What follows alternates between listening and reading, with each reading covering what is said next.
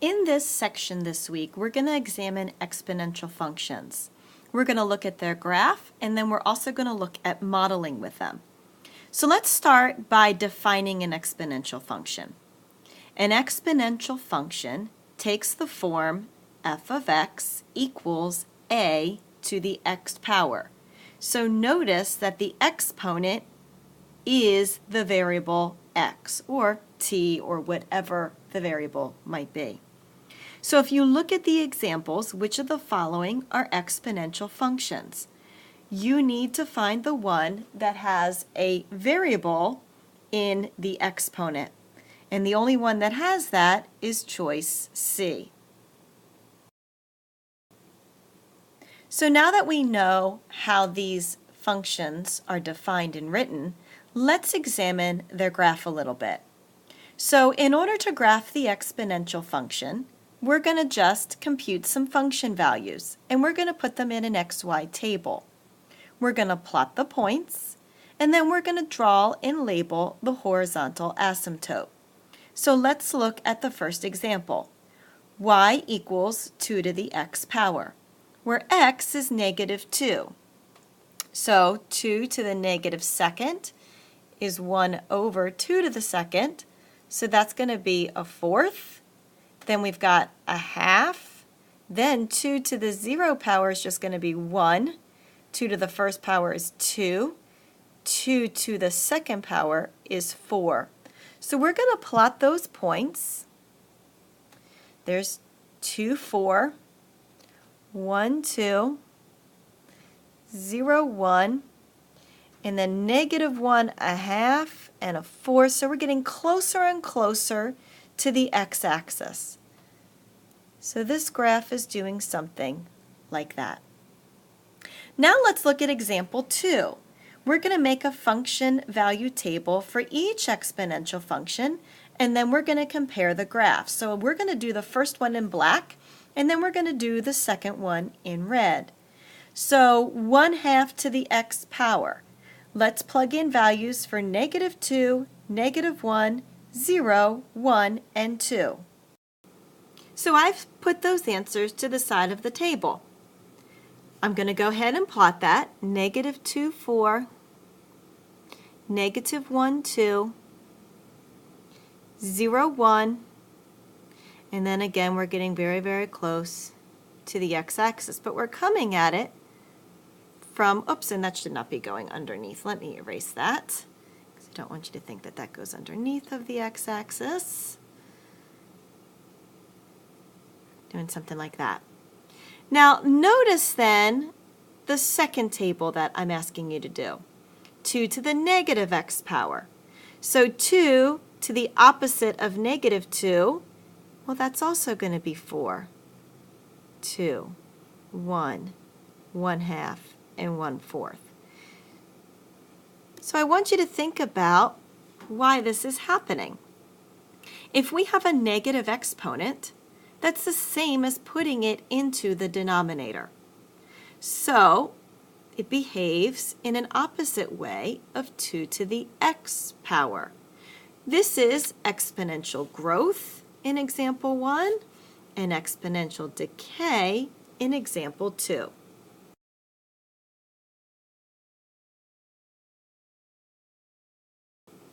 So here's a formal definition of exponential growth.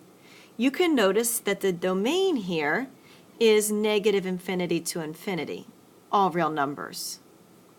The range goes from 0 to infinity, and I don't have a bracket around 0 because that's where the asymptote occurs. So this asymptote is occurring at y equals 0. For exponential decay, the domain again is negative infinity to infinity. Again, the range goes from 0 to infinity. And again, we have an asymptote at y equals 0. So let's look at a couple more graphs and how these functions can move around on the coordinate grid. In example 1 and 2, you'll see that already plotted on this is y equals 2 to the x. So let's look at y equals 2 to the x minus 1. I've gone ahead and filled in the corresponding y values. So negative 2, we're going to have an eighth. Negative 1, we're going to have a fourth. 0, we're going to have 1/2. And I'm going to put that one on there because it's finally big enough for us to see. We're going to be at 1, 1.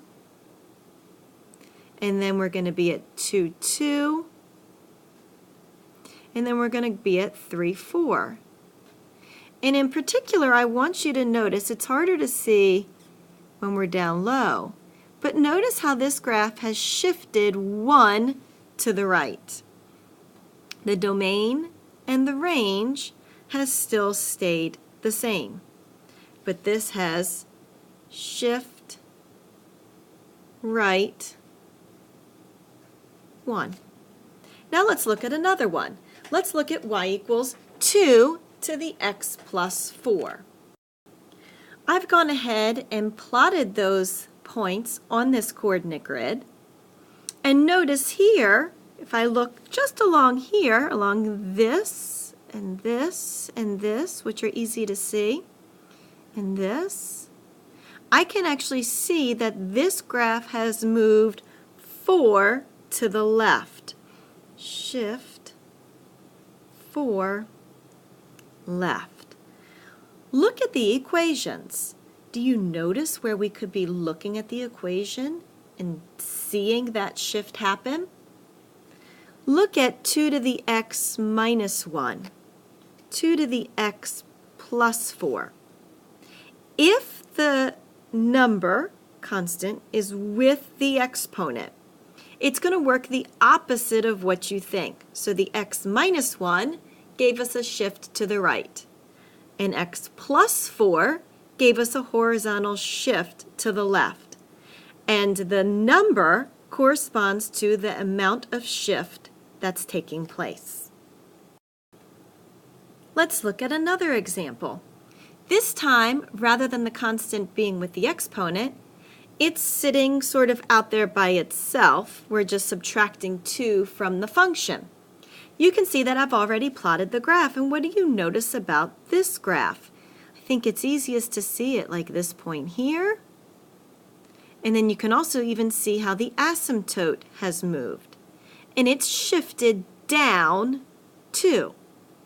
So when we have minus a constant and plus a constant that's not in the exponent, those are our vertical shifts. So that asymptote can shift vertically. What do you think is going to happen in example 4? Without plotting those points, I can tell you that it's going to be a shift up 3. And you're always going back to the function 2 to the x. That's like the parent function.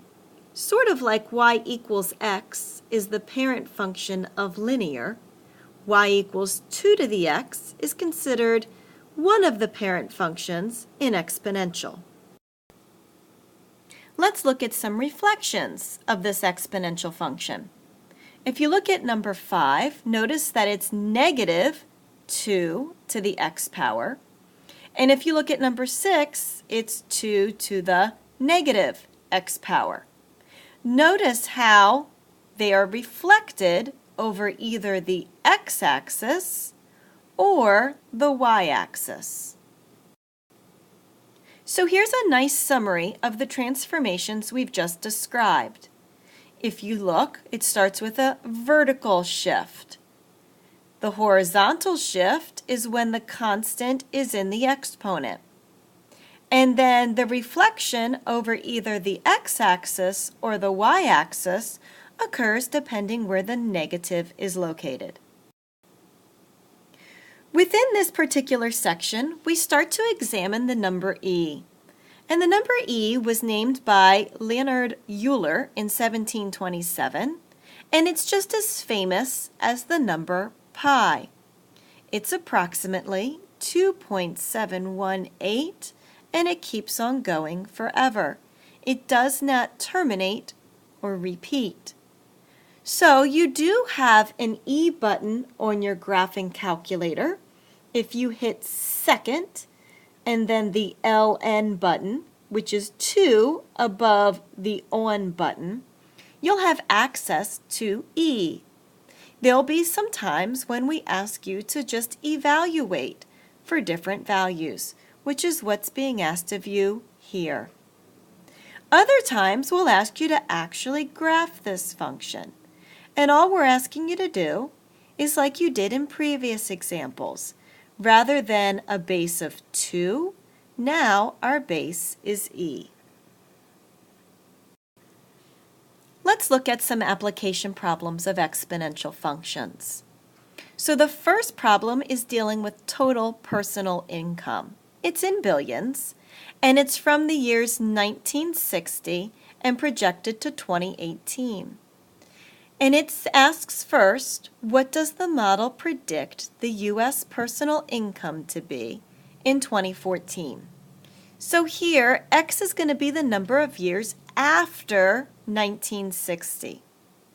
So if we're looking at the year 2014, then that is 54 years after 1960. So you'll plug in a 54 for X. Now part B asks you to use your graphing calculator. Determine the year which the model predicts the total U.S. personal income will reach 28.5 trillion.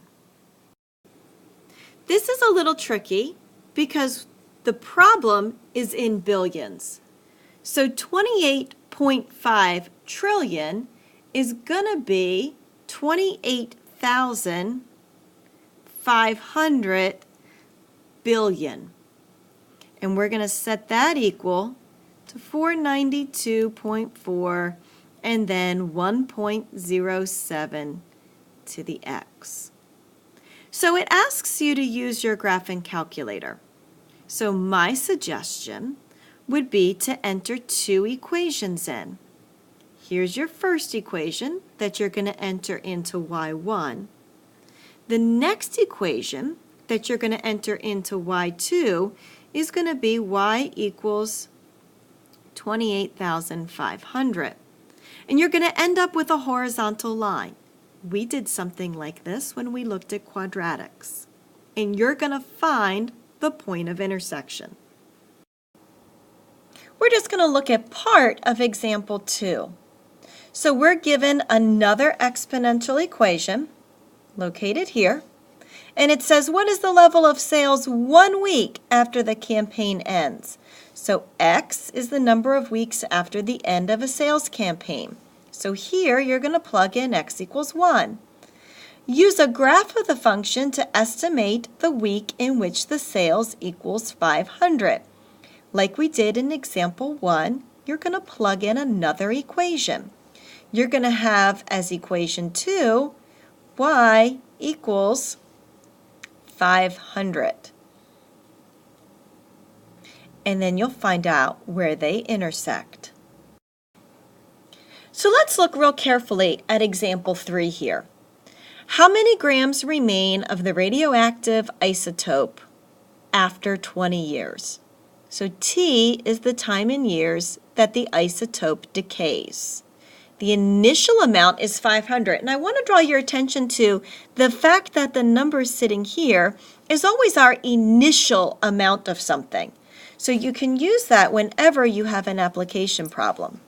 That's sort of like the starting point when we were talking about linear functions. So if I want to know how many remain after 20 years, we're going to plug in a 20 for T. So we've got e to the negative 0.02843 times 20. Okay, so I'm going to go ahead and do that on my graphing calculator, and I'm going to write the answer. When I do that on my calculator, I get 283.12. And that's going to be in grams, which makes sense because we started with 500 and it has decayed. So then it says to graph the function, and it tells you what to use for your x. And then it says if the half-life is the time it takes for the initial amount to decay, use graphical methods to estimate the half-life of this isotope. So half-life, how much will remain in a half-life? Well, if we started with 500, I want to know when there's going to be 250.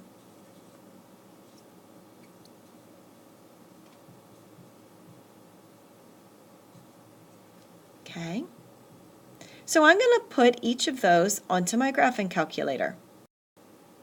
When I do that, and I've used 0 to 50 for my x, I used 0 to 500 for my y, I end up with a graph on my graphing calculator that's kind of looking like this, right? I've got my exponential, and there's that 250, which is horizontal coming through.